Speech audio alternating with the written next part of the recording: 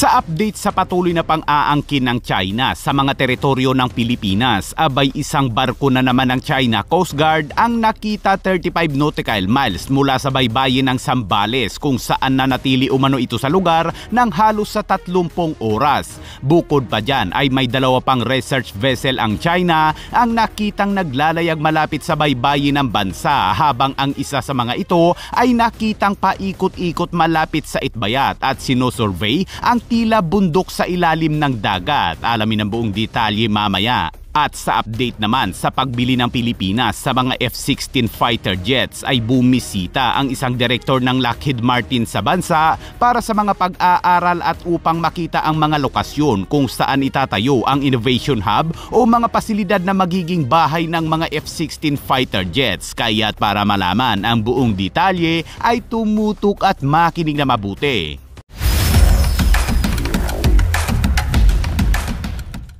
Sa patuloy na tensyon sa West Philippine Sea, ang mga barko ng China ay patuloy na nag-iikot sa loob mismo ng Exclusive Economic Zone ng bansa. Ayon sa monitoring ng Sealight ay isang barko ng China Coast Guard na may bow number 4103 ang nakita 35 nautical miles mula sa baybayin ng Zambales. Ayon sa Sealight ay nanatili umano ang barko sa lugar ng halos 30 oras bago umano ito umalis sa lugar. Imagine mga kabayan, 30 oras na natili. At hindi lang yan dahil nakita rin ng Sealight na dumaan sa Basi Channel o sa pagitan ng Taiwan at Pilipinas ang isang research vessel ng China na Zhongshan Dasu at nanatili rin umano ito malapit sa Itbayat. Hindi malaman ng Sealight kung ano talaga ang pakay ng nasabing research vessel ng China dahil nanatili at nagpaikot-ikot umano ito sa isang sea mountain o tila bundok sa ilalim ng dagat. Ang research vessel na ito ng China ay dati na ring pumunta sa lugar noong April 15 kung saan nag-deploy noon ang Philippine Coast Guard ng isang Islander aircraft upang itaboy ang nasabing research vessel ng China. Bukod sa research vessel na ito na Zhongshan Dasu, abay mayroon pang isang mas malapit, isang research vessel pa rin ng China na Tansu Arhao na dumaan 50 nautical miles lamang umano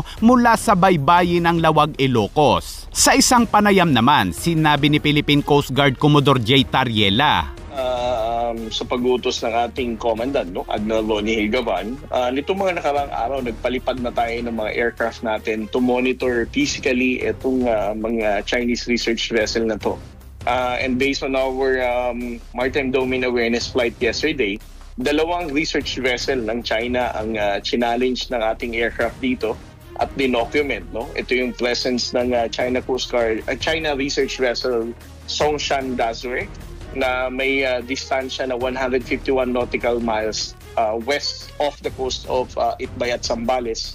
And then the other one, yung Tansu Arhao.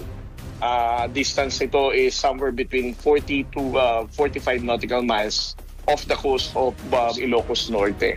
And since we were able to confirm ang presensya nito, the commandant has also directed our Coast Guard assets, the vessels, to challenge directly and to escort them out the Exclusive Economic Zone natin. Duda ang ilang mga eksperto dito dahil posible umanong isa itong mapping para sa mga dadaanan o magiging posisyon ng mga submarine ng China. Sa ngayon ay wala pang update kung napaalis na ba ito ng Philippine Coast Guard, pero ang malinaw sa ngayon na napaalis ay ang 4 na barko ng China Coast Guard na iligal umanong pumasok sa Exclusive Economic Zone naman ng Taiwan. Ayon sa report ng Taiwan Coast Guard ay nadetect nila ang dalawang China Coast Guard vessels kaya't mabilis silang nag-deploy ng 4 na mga barko. Ngunit pagdating umano sa lugar ay 4 din pala umano ang barko ng China Coast Guard kung saan nakapatay lamang pala umano ang AIS ng 2 pa. Matagumpay umano itong napalayas ng 4 na mga barko ng Taiwan kahit na mas malaki ang mga barko ng China kumpara sa kanilang mga barko. Bago ang insidenteng ito ay nauna nang ipinakita ng Taiwan ang kanilang groom exercise kung saan nagpaputok ang mga militar nito ng kanilang HIMARS.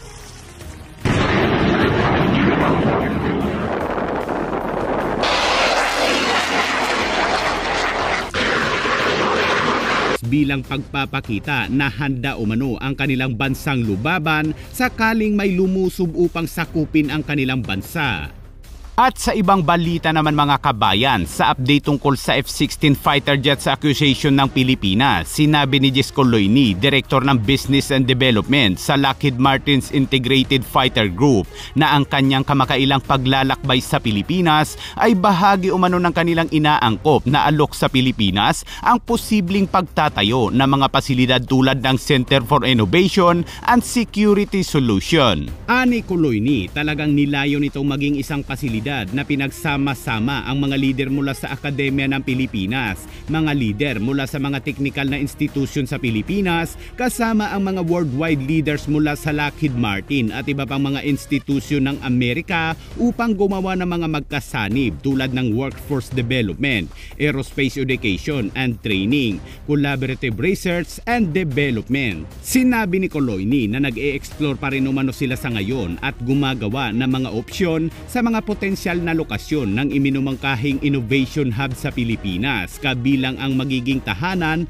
ng mga F-16 fighter jets. Noong nakaraang buwan lamang ay inaprubahan ng US State Department ang isang potensyal na pagbebenta ng 20 F-16 Block 70 multi-role aircraft sa Pilipinas na nagkakahalaga ng $5.58 billion at sinabi ni Coloyni na ang dalawang gobyerno sa ngayon ay kasulukuyang gumagawa ng mga final and last details upang magkaroon na ng multi-role fighter ang Pilipinas. Dagdag pa ni Coloyni, tingin niya sa lalong madaling panahon ay makikita na anya natin ang mga paggalaw.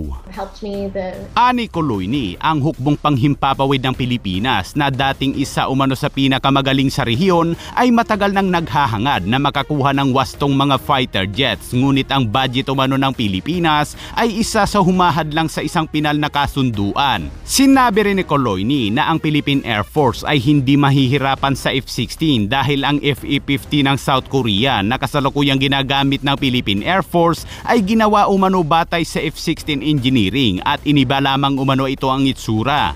Ngunit ang Lockheed Martin F-16 Block 70 na pinaka-advanced na 4th generation fighter jets ay mayroon umanong modernized na cockpit, EPG-83A sa radar at may automatic ground collision avoidance system upang maiwasan ang mga pag-crash. Sinabi rin ni Coloyni na bahagi ng kanilang alok sa Pilipinas ang mga conformal fuel tank na nagpapahintulot umano sa mga piloto ng Pilipinas na pumunta ng daang-daang milyang layo o ikutin ang buong Pilipinas o para sa mga long-range na misyon nito na talagang mahalaga para sa Pilipinas, partikular na dahil sa dispersed geopolitical area at pagiging isang archipelago nito na may higit sa 7,000 na isla at may napakaraming aktibidad sa West Philippine Sea. Mukhang sureball na nga talaga ang F-16 fighter jets ng Pilipinas mga kabayan. Samantala, bago matapos ang video mga kabayan ay lagi pong lumalabas dito na mas marami po ang nanunood na hindi nakasubscribe kaysa sa mga solid nating subscribers. Kaya't baka naman pwede mong pindutin ang subscribe dyan sa ibaba.